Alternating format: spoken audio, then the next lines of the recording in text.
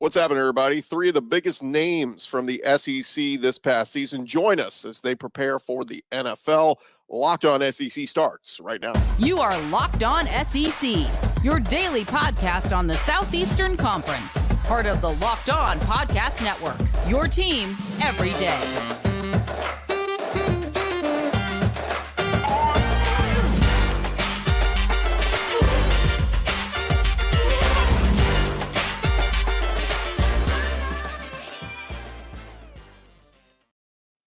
And what's up, everybody? Welcome into Locked On SEC. It's great to have you guys along. Today's episode is brought to you by the Gametime app. Download Gametime, create an account, and use our code LOCKEDON for $20 off your first purchase. I'm Chris Gordy.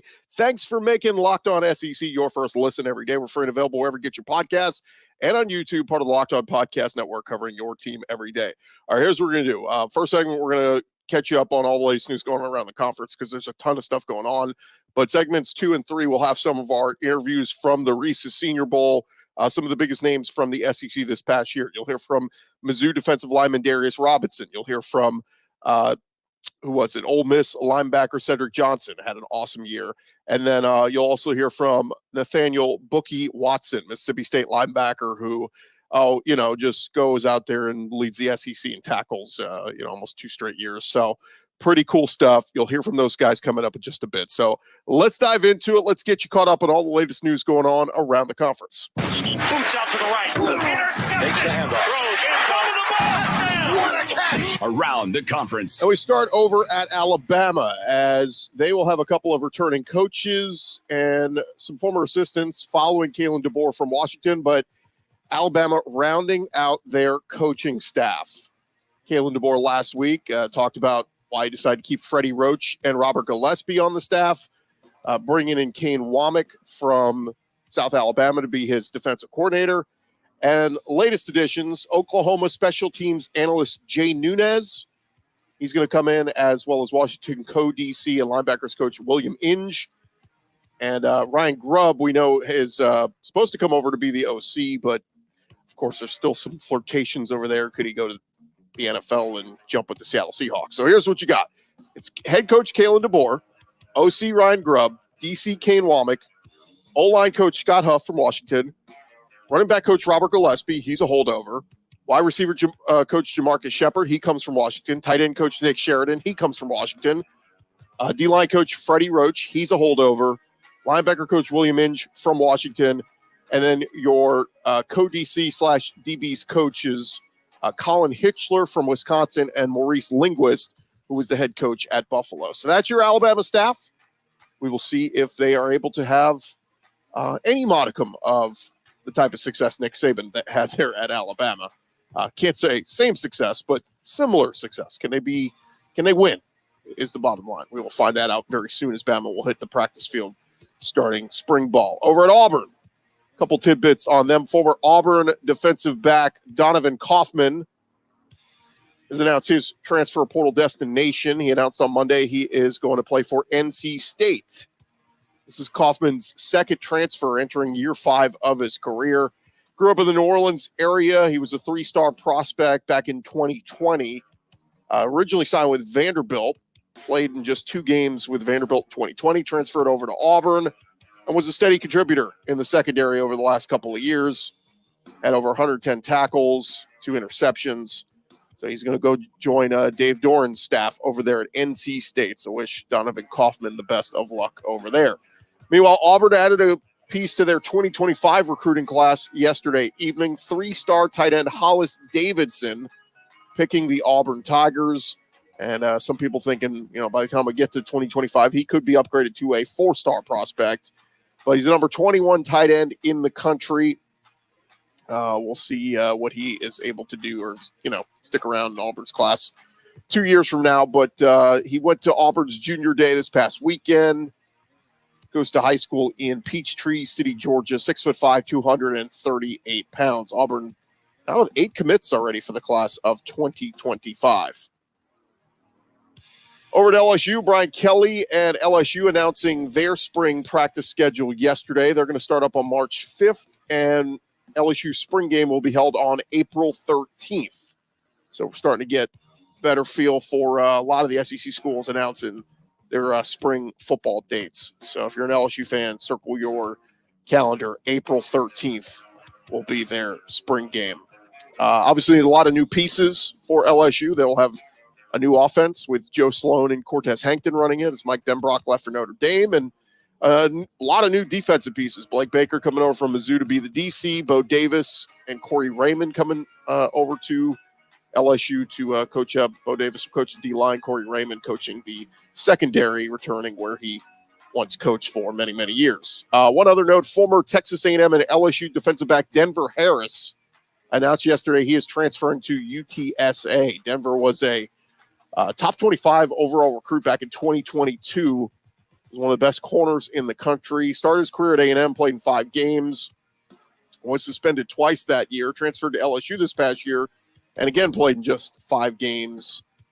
Issues in and out of the lineup. So he's going to head to UTSA, see what he is able to do out there. Going to join a couple of fellow transfers like Houston offensive lineman Jalen Garth, Alabama linebacker Ian Jackson, TCU wide receiver DJ Allen. So best of luck to Denver Harris over there in San Antonio. Over in South Carolina, Shane Beamer and Dabo Sweeney were among those at the South Carolina State House earlier this week with NIL issues as the big topic there. They're trying to pass a bill this summer so schools in the state of South Carolina can bring their collectives in-house to work with their athletic departments.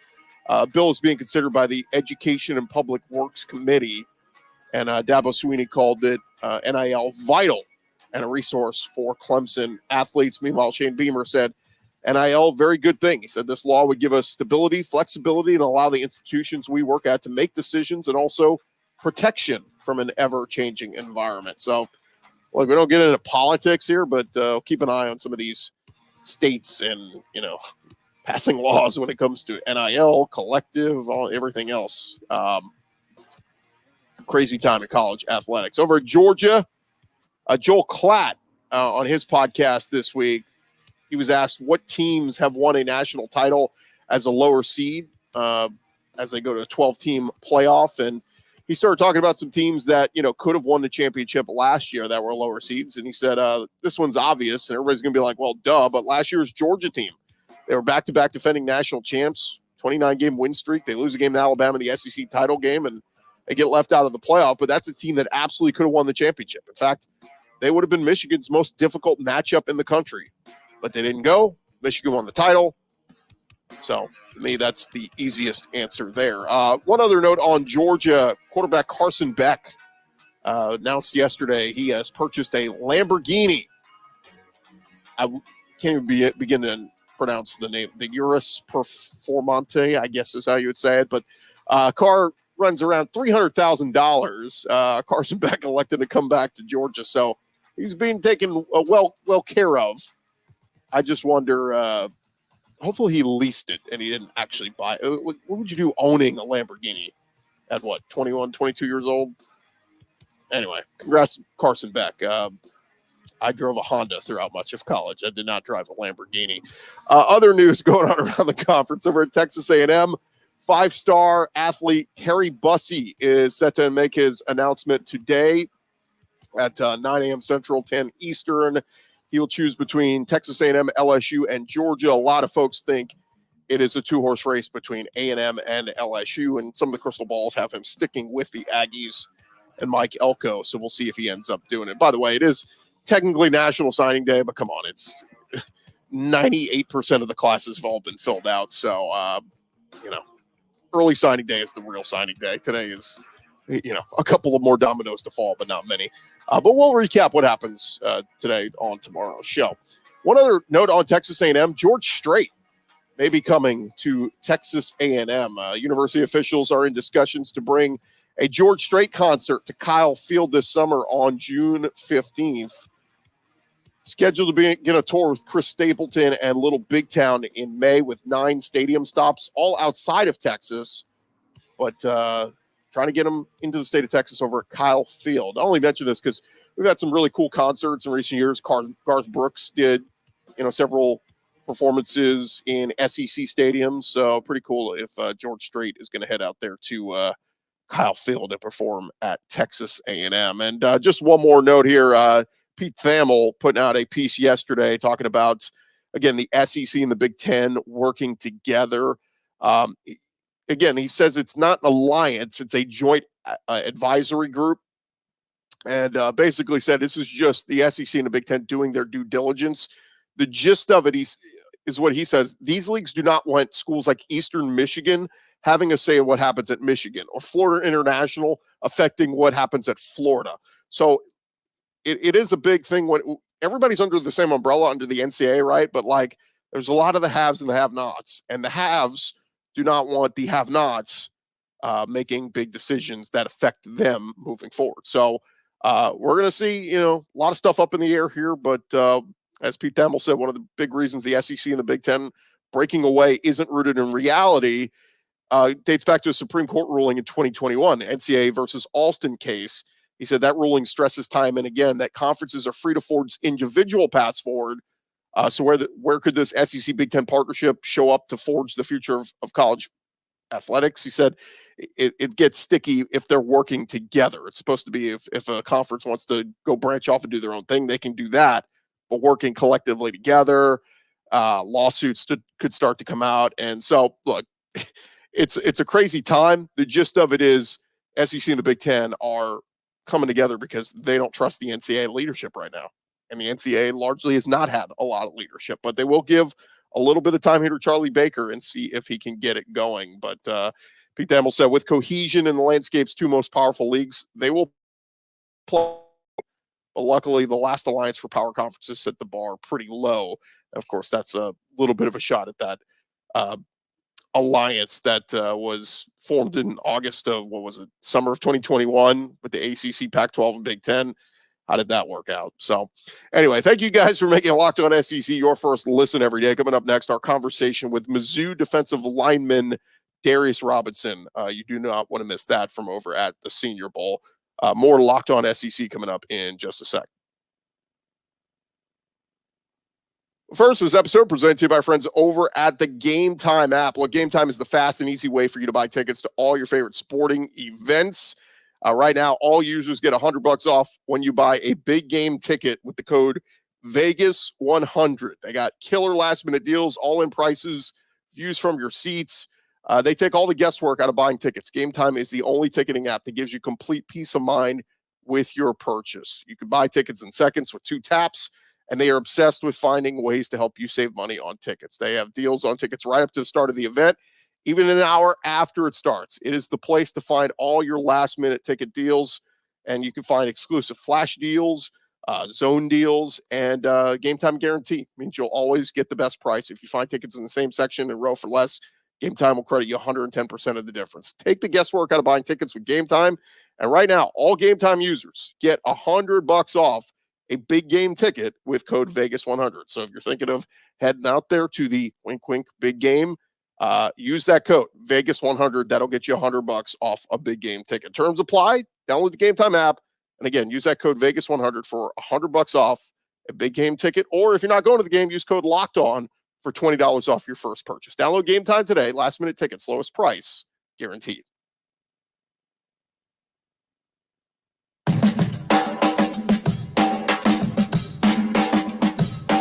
All right, thank you guys for making Locked On SEC your first listen every day. I want to give a shout out to Jim Nagy out there at the Senior Bowl in Mobile. Those folks did an awesome job last week with everything involved, and we love going out there and catching up with some of the stars of the SEC. We were able to catch up with several of those guys. First up, we'll let you hear a little bit from Missouri defensive lineman Darius Robinson. Had a nice season, and he's heading off to the NFL. And if you saw Matt Miller's mock draft this week up at ESPN, he's got him sneaking into the back end of the first round. So this is a Mizzou defensive lineman. He's had a great career. We talked to him at SEC Media Days last summer and wishing him the best of luck as he takes his talents to the next level, but could potentially be a first-round pick. Here was a little bit of our conversation with Missouri defensive lineman Darius Robinson. Here at the Senior Bowl, catching up with Darius Robinson from the Missouri Tigers. And, man, last time I talked to you was at SEC Media Days, and now here we are. Does it feel like the season just flew by for you? Yeah, man. We had a great season, had a lot of fun. Definitely had a great season. Just thankful for the opportunity, man. It was a wild season for you guys. I mean, you know, it's like to finish a double-digit win season is awesome, but to beat the Ohio State in the bowl game, what an accomplishment it was. But did you feel, I mean, like as the season's rolling along, you all win these big games, big game after big game, you got to feel like, man, all the hard work is finally paying off. Yeah, I definitely felt like that, man. These past few seasons didn't have as many wins as we would like. And this year we have been feeling strong. 11 wins, man. It's a life-changing year for everybody in our program. Talk about Coach Drinkwitz. What was it like getting to play for him? And I was just telling you off before we started, I saw him climb into the stands yesterday, go talk to your family that was here at the Senior Bowl. So just a good dude that cares about those relationships, right? Yeah, that tells you everything you need to know about Coach Drink. A guy of his status willing to do that is awesome, you know. But no, he's a great coach. We learned a lot from him, really his core values. And in all my notes, I got so many different quotes that he taught us about different things in life and football. You know, he really believes in chasing two dreams, and any opportunity to do that, he wants us to be successful. But he's a great guy. Talk a little bit about Blake Baker. Obviously, you know, fantastic defensive coordinator. He's leaving to go to LSU. But what did you learn from Blake this year? Man, bring that juice, and you better be ready to run and hit. Blake Baker is a great defensive coordinator. As you see, he left because everybody wants him. So that's what happens when you're great at your job. But, he's a great coach. He really cares about his players, has a good scheme each week for who we're playing, and just a great guy overall, great family. I just speak very highly of him. Do you have a favorite moment from the season? Does one stand out above all the rest? Honestly, when we won the Cotton Bowl, because you could tell all of our coaches how relieved they felt, understanding like how much we've been through as a family. That's why I say, for me, it's not a team at Mizzou. We're a family. All the hardships, the ups and downs that we went through as a team, we're family, everybody. It's crazy, too. I mean, the offense, they were trying to do what they could, but you guys' defense kept them in it. You're like, all right, here we go. Get to the fourth quarter, and then Cody does his thing, what he's done, and 14 points, and there you go. Yeah, Cody Schrader, man, finished 8th in the Heisman vote. I mean, I don't think people talk about that. That's a once-in-a-lifetime experience. Our quarterback, Brady Cook, he's going to be a Heisman candidate this year. Luther Burden, he's going to be a Heisman candidate this year. Missouri, we're on the map now, baby, and we're about to stay at the top for a while. Yeah, I was going to say, it is crazy. I mean, you guys lose a lot, but a lot of pieces coming back, particularly Brady, Luther, all those guys. So this run ain't over yet. Oh, no, nowhere close. And I can't wait till I get my NFL schedule and figure out what's my first bye week, because I'll be at Mizzou, baby, MIZ forever. We're talking with Darius Robinson. What about the season for you individually? Did you accomplish everything you wanted to accomplish? I mean, everybody's got sack goals in their mind, but just individually, did you feel like you did everything you wanted to do? Yeah, individually, from a statistic standpoint of goals, I was close, but not what I wanted. But, man, we won. We won games. That's the thing I cared about the most. So, I definitely think I hit my goals this season. I wanted to leave in winter. Obviously, I wanted to win the SEC East and National Championship, but unfortunately, losing to Georgia, LSU prohibit that. So, I'm fine, man. I'm thankful for the year I had and thankful for my teammates. When you look back on it, though, the LSU loss, when Jaden Daniels wins the Heisman, is at least a little justified. Okay, we weren't crazy. That was that damn Heisman winner. Yeah, he's a great player. It was crazy. I was his host when he came to Mizzou, so I already knew Jaden. I knew what he was about, what type of player he was. So, he's a great player, man. Literally, he beat us by himself, literally. Let's talk about you this week at the Senior Bowl. What's, talking to a lot of different coaches and scouts and all this kind of stuff. What have they said you kind of need to work on, your pros, cons of your game? Basically just continue to work on my pass rush, continue to develop in the run game, play with lower pad level. But just all good things that I know I need to get better at before I play in the NFL. These are the best players in the world, and I need to be prepared for this moment. Is it kind of wild? It's like a car wash. You're going from meetings to practices to this, that. It's emotionally and physically draining. Yeah, man. If I knew, at first I was going to stay in my room and take a nap. But I wanted to see you, so I came down. So yeah, we specifically said we're not leaving until we get Darius on with us. So luckily we found you right off the bat. When you look back on your time at Missouri, what are you going to miss most? My teammates. I miss them so much. Like, even now, like, I was talking to Cody in the locker room, like, it's just so different not being with your guys that you went through hardships and positive with. and my teammates. But I'm so a crybaby about it. I call, text, and I group chat all day, every day. So, but my teammates for sure. Yeah, it's cool to have some of them here with you, right? I mean, to have Cody and some guys, because sometimes you go to a smaller school, you're here by yourself. Yeah, most definitely. And then the crazy thing is, some of our best players aren't even here. Ennis and Hop, I mean, those guys are unbelievable. Yeah, They're not even here yet. So I can't wait to Mizzou Pro Day. It's gonna be turnt.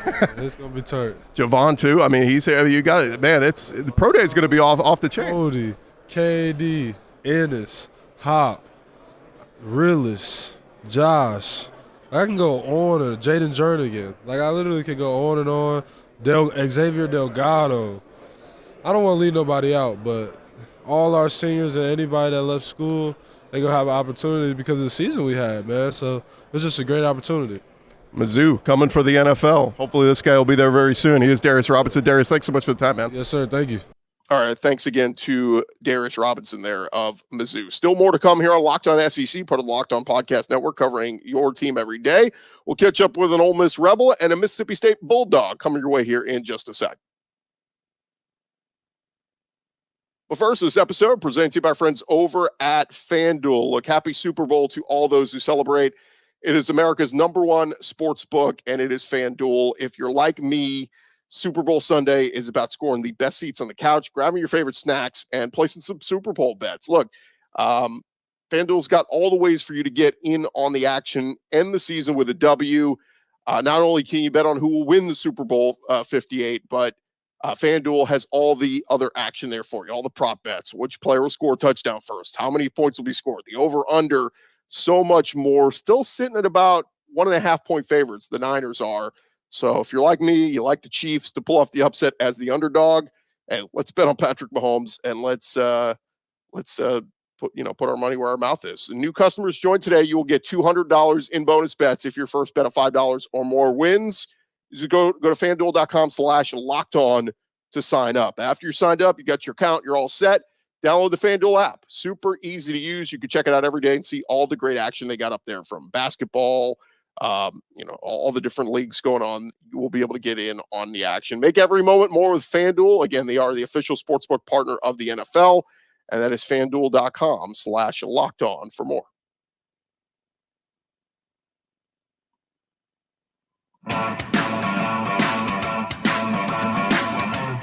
All right, roll along here. Locked On SEC. Thank you guys so much for making us your first listen every day. Continue on with some of our conversations from a couple days ago at the Senior Bowl, catching up with some of the SEC guys that are out there. And next up, we catch up with Ole Miss defensive lineman Cedric Johnson, who talked a little bit about the season that he had.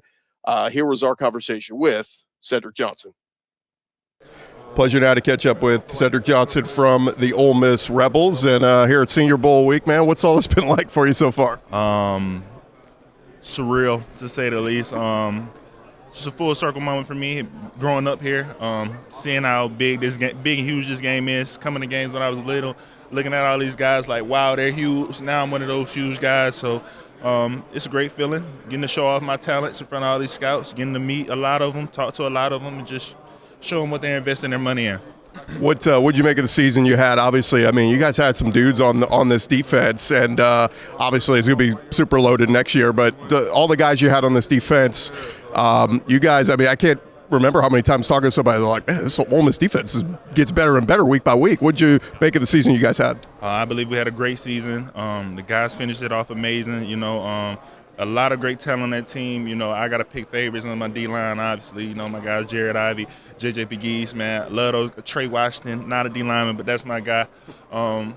Just a lot of great talent on that team, man. We had a great year, to say the least. And I think, obviously, P. Golden coming in helped to get this thing back up and going. But also, I think going against that offense every day, when you're going up against a Lane Kiffin-style offense, I mean, those guys are going to test you every day. Yeah, you get pretty frustrated at practice sometimes. It's a little favor to the offense at times, you feel. They go a little extra faster than what you see on TV. But, it's all good. It's just getting us better, getting us conditioned for the game. So it's cool.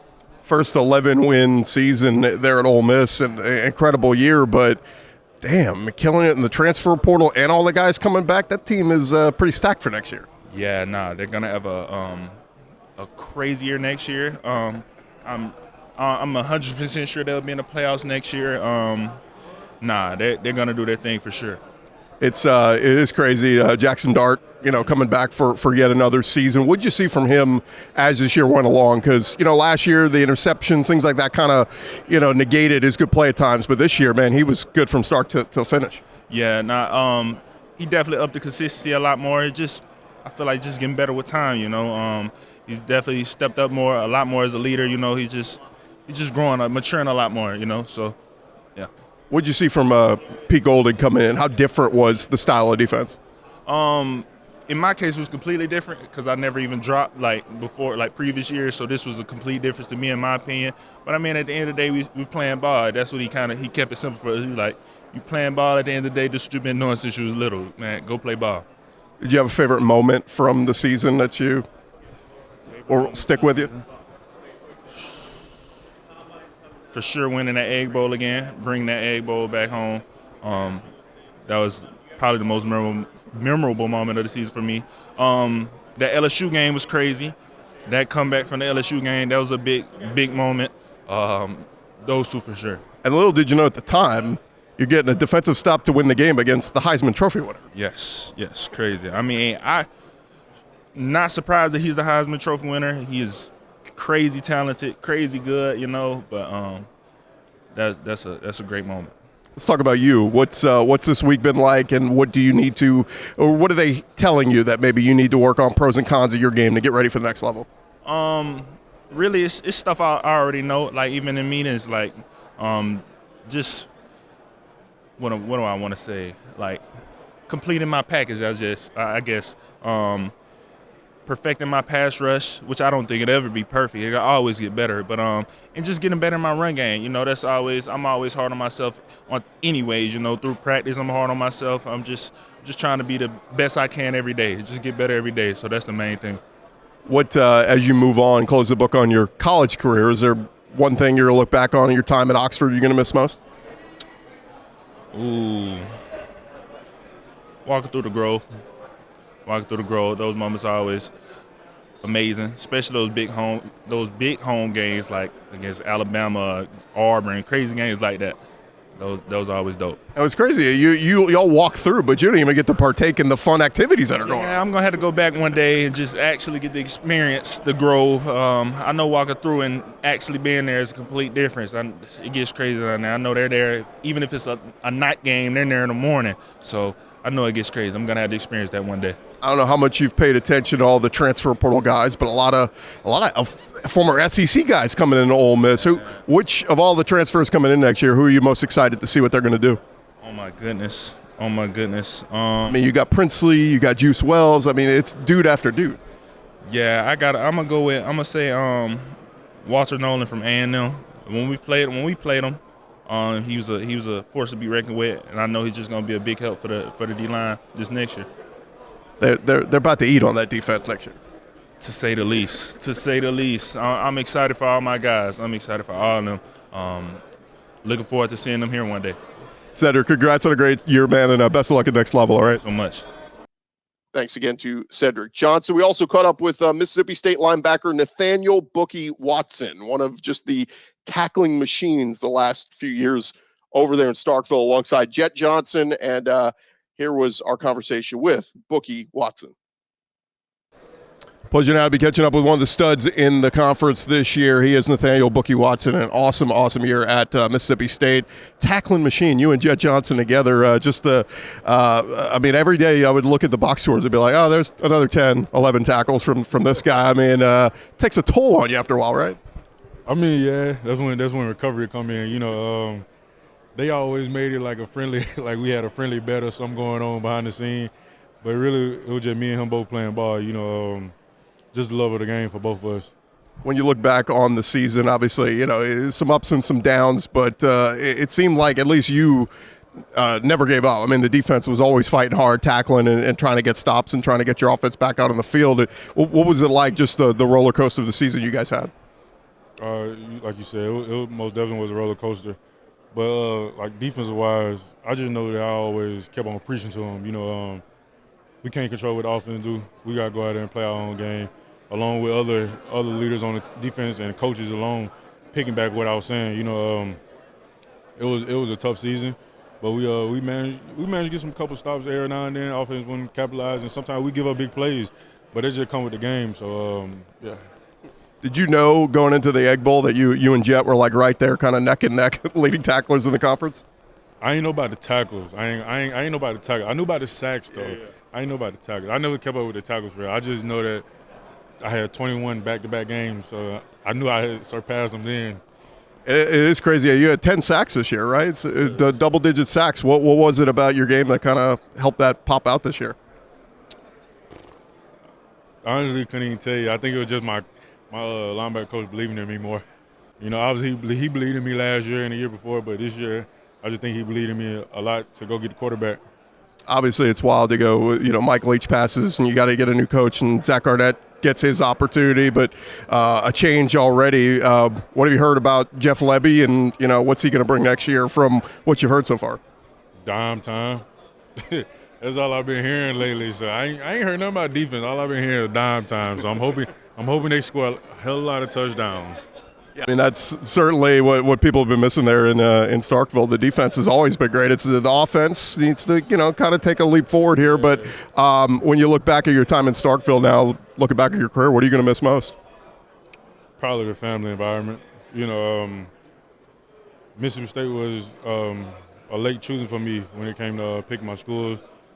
So just being around them and then growing around Starkville the past 6 years, it just always felt like a family environment. And they always show family environment when Jeffrey Simmons, Willie Gay, all of them come back.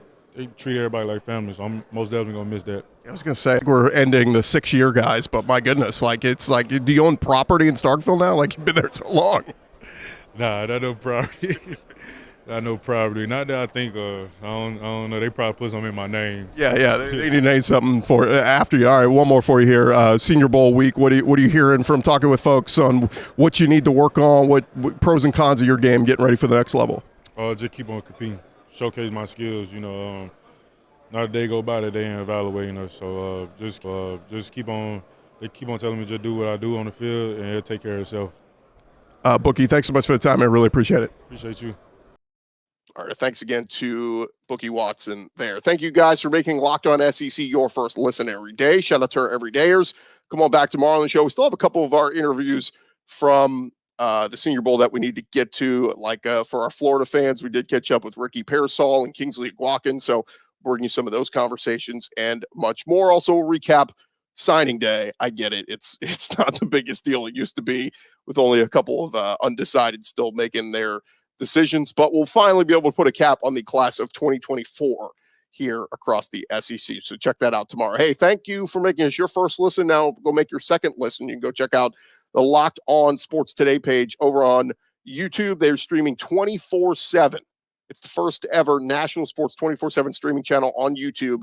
Again, all the biggest stories nationally in the sporting world. You can find our show on there as well. Again, just search Locked On Sports Today on YouTube. I'm Chris Gordy. This has been Locked On SEC, and we'll talk to you guys tomorrow.